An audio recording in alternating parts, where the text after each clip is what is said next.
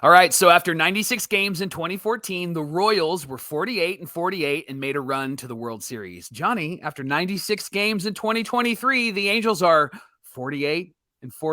Don't you dare get my hopes up. Don't you dare. Let's chat about that. It's time to get locked on with Mike and John, and this is Locked On Angels. You are Locked On Angels, your daily Los Angeles Angels podcast. Part of the Locked On Podcast Network, your team every day. Hey, thanks for making Locked On Angels your first listen of the day. You can find us anywhere you get your podcasts, including Apple Podcasts, Spotify, and SiriusXM by searching Locked On Angels. And the best way to help us out is by giving us a rate and a review, just like Krista1028 did. She gave us 5 stars. I know. She gave us 5 stars. That you can take a star away now, right? Hey, thank you, Krista, for doing that. We appreciate you. And those watching on YouTube, make sure that you're subscribed and click the bell to be notified every time a new episode drops. And today's show is brought to you by Sleeper. Swing for the fences on Sleeper Picks, and you can win up to 100 times your money. Download the Sleeper app and use our promo code Locked On, and you'll get up to $100 match on your first deposit. There are some terms and conditions that do apply. See Sleeper's terms of use for details. Currently operational over 30 states. Check out Sleeper today. Thanks for being here for this episode of Locked On Angels, where it's your team every day. You've got the Frisch Brothers here with you, a.k.a. the Super Halo Bros. My name is John, and that's my brother Mike. And my name is Mike, and that's my brother John. Hey, it's our second season here at Locked On Angels, and we're happy to be talking Angels baseball Monday through Friday, having the conversations that you want to talk about. Because I know every time you turn on the TV, all it is about Ohtani, what the Angels are going to do. We're actually talking about the team and what they're doing well and what's going right for this team at the moment. We're going to get into that conversation about Ohtani talk affecting the players, perhaps, and what's different about Halo starting pitching this year. Hey, don't forget, Mike, that on Friday, we're having ourselves a conversation with Locked On MLB Prospects host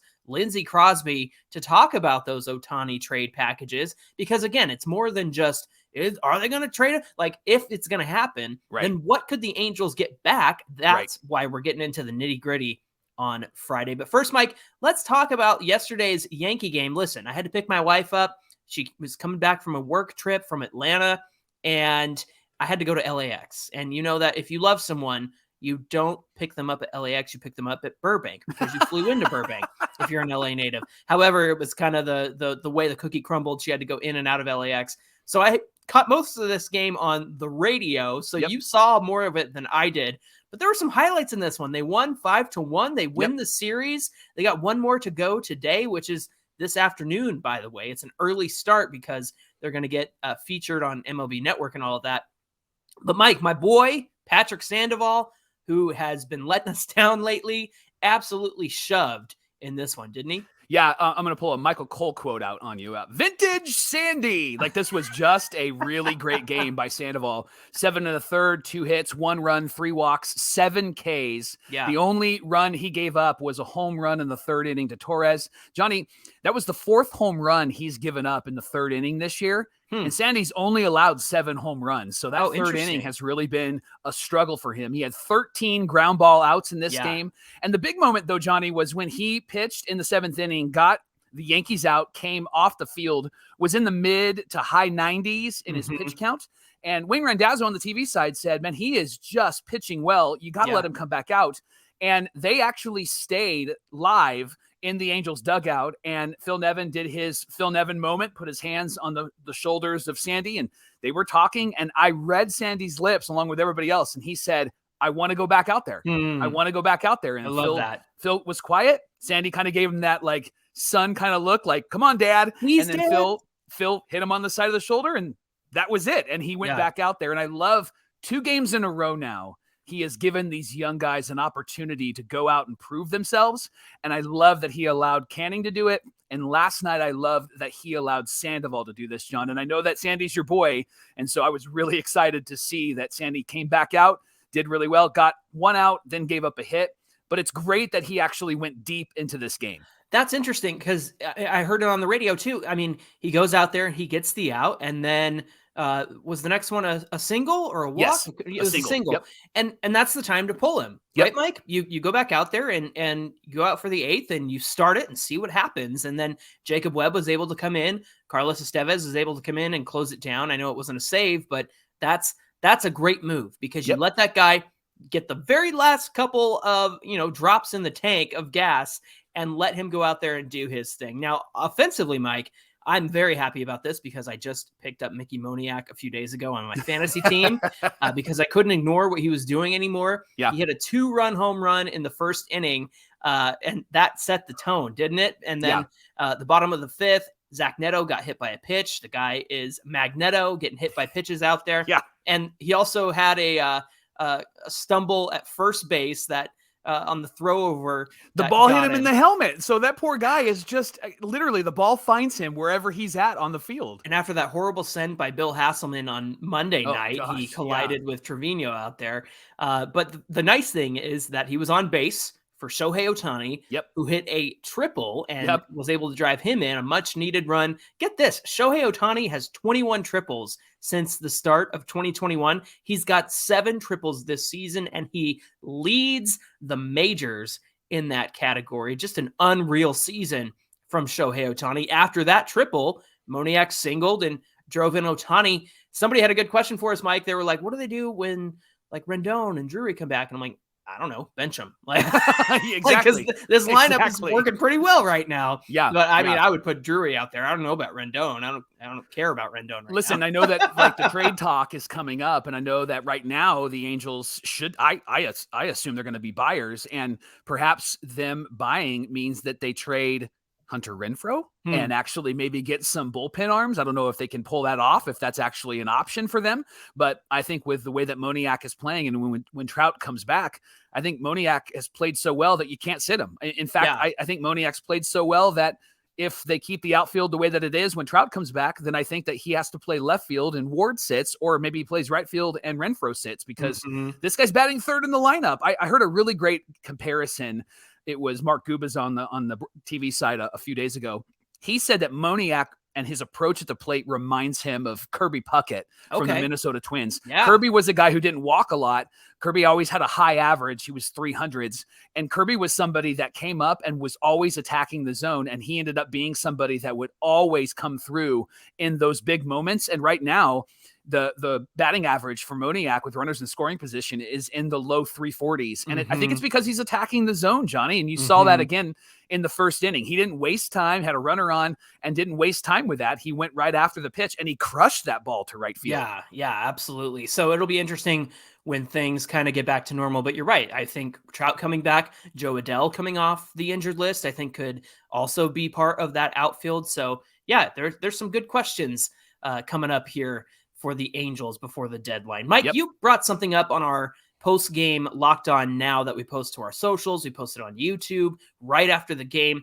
You said the last time the Halos made the playoffs was in 2014. And I went to my very first playoff game, game 1 of the series against the Kansas City Royals.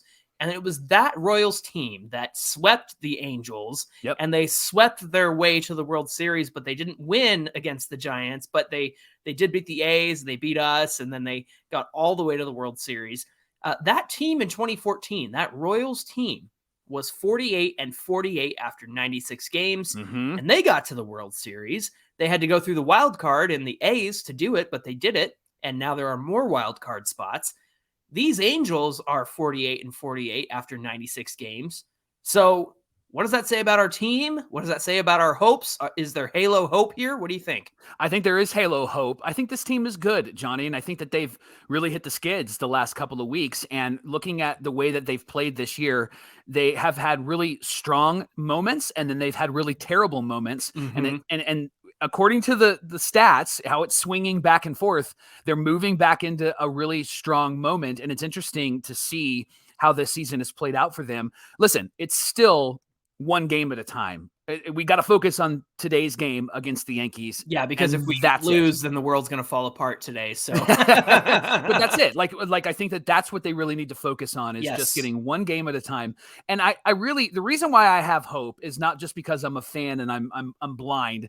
The reason why I have hope, especially for this team after the All-Star break, we could essentially be 4-1 if it wasn't for that really dumb decision to bring Jaime Barria into the game on Sunday. Right. And so this team has really been competitive. They haven't been blown out. That kind of 3-week stretch, they were always like down 4 to 5 runs immediately, or they would have an inning where they would fall apart.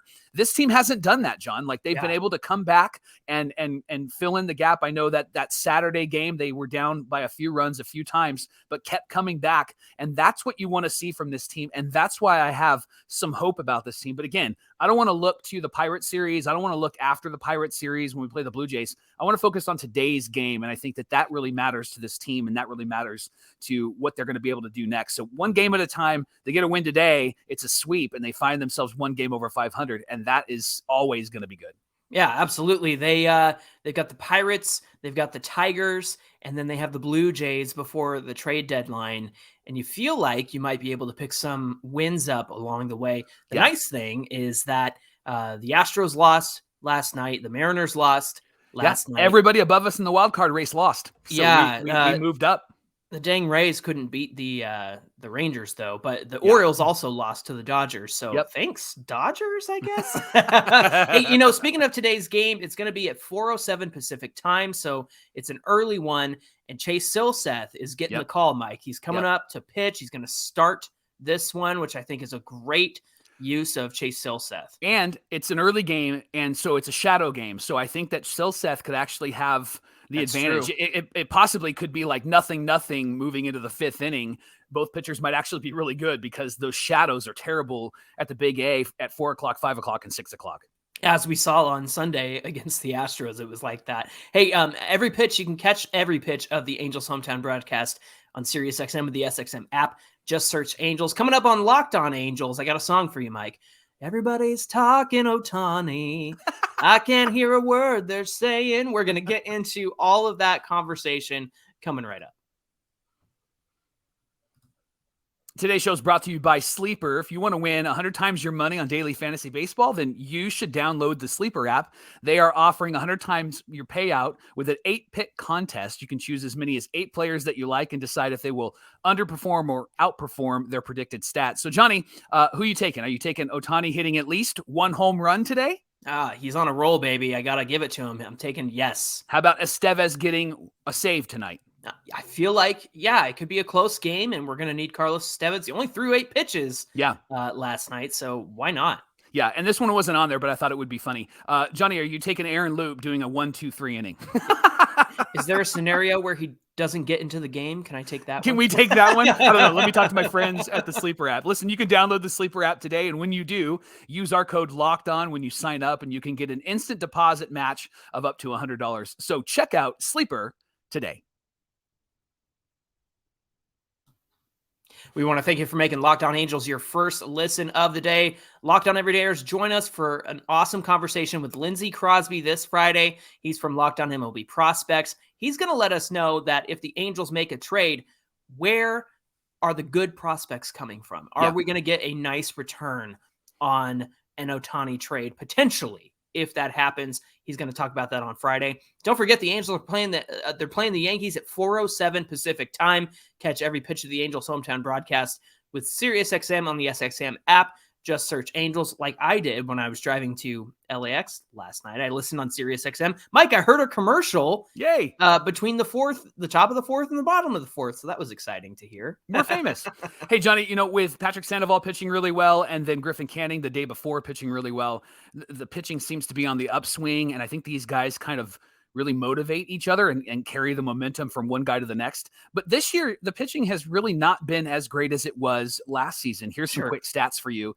The ERA for the starting 5 last year, Ohtani, Sandoval, Detmers, Anderson, and Suarez, was around 2-3. So Ohtani obviously was 233, Sandoval 291, Detmers 377, Anderson 257, and then Suarez 413. This year, they each have at least added maybe 1, possibly 2 to their ERA. Anderson's added 3 runs to his ERA. Suarez has added 5 runs.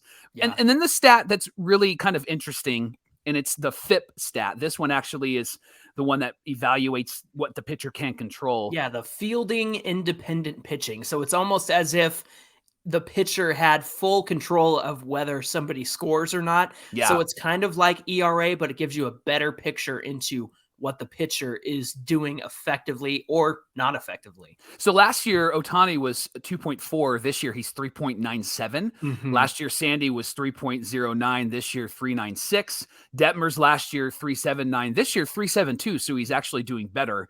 Almost said Sanderson. I'm combining the last two guys. Anderson, 3.31 last year, 4.54 this year. Suarez, 3.98, 8.22 this year. So, Yeah. Johnny, a couple of questions for you, and maybe it's a combination of all of them, but I'd love your thoughts. Is this a pitch clock issue? Is this a Matt Wise issue? Is this a not having their regular catcher issue? Notice that Matt Thaiss has been playing more. I love that, by the way. Or is this because the season's just not over yet and we need to give him some time? And what happened with Canning and with Sandoval is an example of that. I think that there's a combination of all of those questions. When you look at Ohtani and Sandoval and even Suarez, they had some of the longest time between pitches last season. And now that the pitch clock is implemented, I'm sure that kind of messed up their game to start this season. Now, because the season isn't over yet, I also think that that is part of the equation because last year, Jose Suarez started out awfully like he did this year. But by the end of the season, he had that 4.13 ERA and he had decent numbers for a number 5, number 6 kind of guy. So I think that is a major impact as well. Just, you got to stretch these things out over the course of 162 games.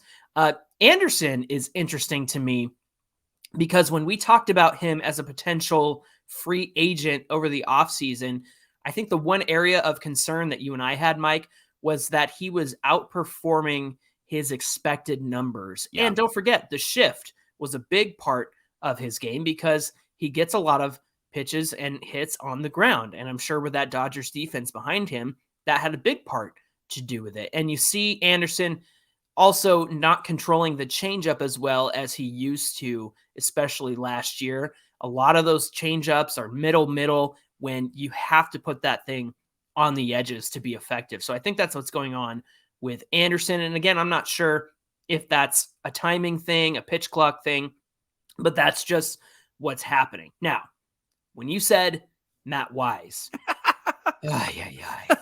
listen, I was willing to give him some credit because of how we saw guys like Sandoval and Detmers and Suarez too, were able to turn their season around by the end of it in 2022. But that was 2022. This is 2023. And to, again, go back to Reed Detmers, we bring this up all the time. The fact that when he went to AAA and had somebody else tell him how to correct his slider, and then that happens again this season, I just wonder, what does Matt Wise even do as a pitching coach? And I saw somebody, I can't remember where it was. It might have been on Twitter, but basically they were asking the question, well, Matt Wise wasn't a successful pitcher in his day. No. And to be honest, nobody really is. These pitching coaches are not. There's probably 2 in the entire league that are, if you go into deep dive into that. All of that to say, I just wonder where the correction and adjustment comes from if it's not your pitching coach. Because again, Detmers remembered what Buddy Carlisle told him last season, and he was like, you know what? I'm going to try that again. So I think that is a huge issue with the pitching coach and Matt Wise.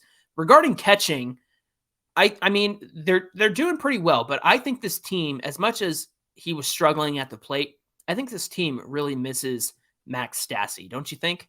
I think you're right. I think that Max had a veteran presence behind the plate. I think he kind of knew these guys. Plus, he was older than these guys. And so there was a comfortable relationship there where they could throw to him. That's actually a factor I didn't consider until you brought it up. But yeah, he hasn't been around, right? And there's really no update. We haven't heard anything about Max Stassi at all. And so that's kind of a bummer. But I think he would really be a great asset to this team as a backup to Matt Thaiss as of right now, because I think he would bring a really kind of sense of stability for this pitching staff. And I don't think that there's enough games with Logan O'Hoppe to kind of demonstrate enough data to say, like, well, here's the impact O'Hoppe had on they were great with O'Hoppe behind the dish. Yep. I would like to see more of that. Hopefully we get some of that before the season's out, because I would certainly love to see more of Logan O'Hoppe.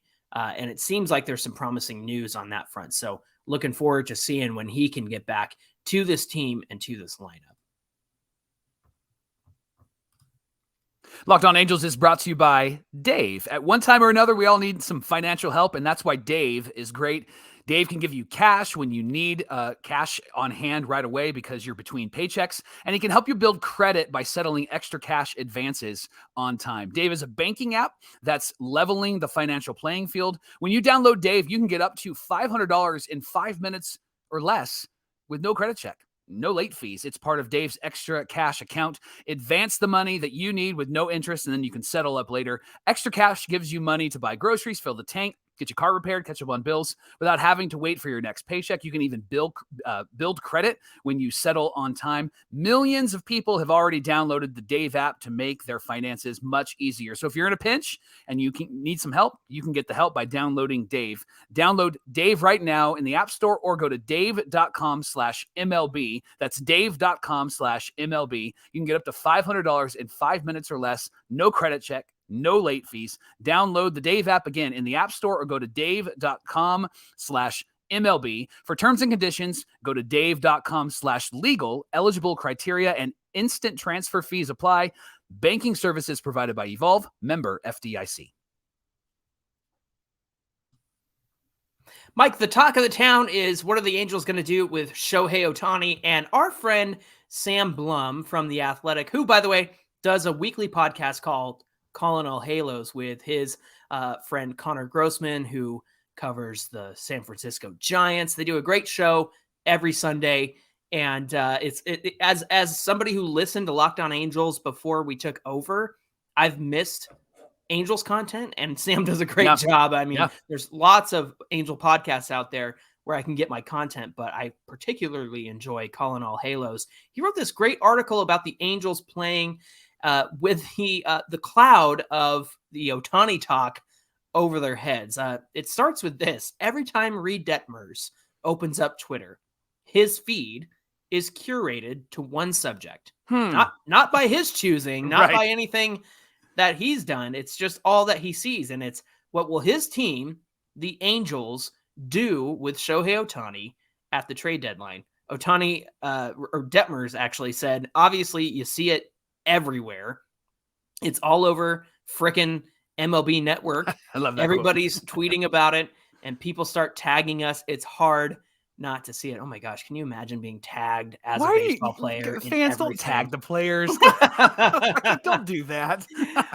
Detmer said that, it's clear that it's his job and the team's responsibility to try and block it out, not let the talk bother them or impact them. It's a task easier articulated in an interview than practiced in real life. So it's easier said than done, right? Yeah. Estevez actually was interviewed as well, and he said rumors are around the league have been around for the entire year. And he said, you don't know which ones are true, which ones are false. And the best thing that you can do, whatever you hear, is just come back with the same effort. If he's going to get traded, he's going to get traded. And there's nothing that we can do to control that. We just got to play hard. And then Mickey Moniak actually said that he hopes that they can actually rewrite the story. And he wants a chance to be able to do that. He said everyone in the clubhouse knows that they can only control what they have control over, and that's handling their business. I did love what Phil Nevin said after the Angels beat the Yanks on Monday. He said Ohtani wants to win, and he wants to win here. Come on. There's this narrative that hasn't been true, that Ohtani doesn't want to be here anymore, that he wants out. He's got to go. Ben Verlander on his Flippin' Bats pod has said, like, the Angels have to trade Ohtani. They have to get something for him. But what they're not considering, and what Sunday Night Baseball isn't considering, and Eduardo Perez wasn't considering, is that this team is in it. And so why would you trade? Why would you trade somebody who's on pace to hit almost 60 home runs? Why would you trade somebody who essentially won the game for you Monday night and got a huge hit in last night's game? Why would you trade somebody that is your ace? This is what this team needs. And I get, if they were out of the race, then they would have to consider some things. But quite frankly, like, they're 4.5 out. They're 4.5 out of the wild card. And this team that was 41-33 is still this team. And they're starting to figure it out, Johnny. So I just think that the more games that they win, the better the chance that Shohei is going to be here. And there's 11 games before the trade deadline. So I think that he's not going anywhere, first of all. But John, what could the Angels do to help the players know that Shohei isn't going anywhere? Should they communicate that? Should they sign more players? What can the front office do to say, hey, boys, focus on what you're doing, keep winning, and we're going to help you? What can they do? What they can do is be clear with the players. But, Mike, I'm not even sure if they know what they're doing at the moment, because a lot of people have asked us on our YouTube comments or on Twitter, hey, what if the Angels just went ahead and offered Shohei Ohtani the extension or the contract, and if he says no, then they can trade him? Well, either that hasn't happened yet, but from all indications and word that we've received, Ohtani's going to free agency, and I don't think he's going to accept any kind of offer. That hasn't been made clear. I think that if Artie Moreno wants to save his reputation, quote unquote, because he keeps saying he doesn't want to be the one to trade Ohtani, he doesn't want to be the one who gave him away and whatnot. He also doesn't want to be the one who got nothing back for him. Then save your own reputation by saying, look, we gave him an extension, $600 million for the next so many years. Like, get the word out there that that's what you did. So I'm not confident that anything has happened on that front. So I'm not sure the Angels even know where they stand with Ohtani, other than he wants to get to free agency. Now, you said something a minute ago that I disagree with. Okay. You said this team is the team that was 41-33. And the reason I disagree with you is because there's no Mike Trout, there's no Brandon Drury, there's no Ben Joyce, there's no Sam Bachman. But here we are climbing back into the standings. So true. I'm just being facetious. I mean, I agree with you on a lot of stuff from my big bro. But what I'm saying is this team, for as down and out as everybody counted them before the All-Star break, has kind of clawed their way back to something that resembles a team who could fight without their dudes. Playoffs. Exactly. Without their dudes, without their studs. And they got plenty of studs on the team, as we saw last night, Moniak and Neto and Ohtani and Sandoval. Like, be this team, plus get the guys back that can make you even better. Don't stop being this team. This is the team that you need to be. And I think that they really have to look at what they've done over the last 5 days. And even though that loss on Sunday was disappointing, it wasn't a blowout. It wasn't an embarrassment. It wasn't some of the losses they were suffering before the All-Star break. It was, I hate to say this because I hate losing, but it was a good loss in the sense that it went down to the wire. And normally when you face the Astros, they kick your butts and, well, here we go. We didn't get crushed. Yes, they didn't get crushed. They showed some fight. So I think this team has a long way to go if they can continue to be the team that they are now and get their dudes back, right? Someone's going to eat you alive because you said good loss. I love that. They always do. And I just do Dumb and Dumber. La, la, la, la, la, la, la. Well, it's great content like this. And that's why you listen to Locked On Angels. So thanks for making Locked On Angels your first listen of the day. The Angels play the Yanks. One more game. Possibly could get a sweep. 4:07 Pacific time. And you can catch every pitch of the Angels' hometown broadcast with SiriusXM on the SXM app. Just search Angels. Give us a follow on Twitter at Locked On Angels and at Super Halo Bros on Twitter and Instagram. We'd love to catch up with you there as well. If you're on YouTube, comment below the video. Let us know that you're here. We love getting into the comments and conversation with you. Mike, what do we have on deck for tomorrow's show? Well, we're here game to game, every game, to recap those games. And we're going to talk about Chase Silseth and how he did. Kind of excited to see what he can do against this Yankees team, and I think he can ride the momentum of the previous two guys. I'm trying not to get too disappointed if they don't get the sweep, but I think that it would be so sweet to get a victory today. So we're going to recap the game from today, tomorrow on Locked On Angels. Can't wait to recap that game with you, and hopefully we go out there and get a win. Until then, my name is John, and that's my brother Mike. And my name is Mike, and that's my brother John. Thanks for being here with us, and we'll see you back here tomorrow.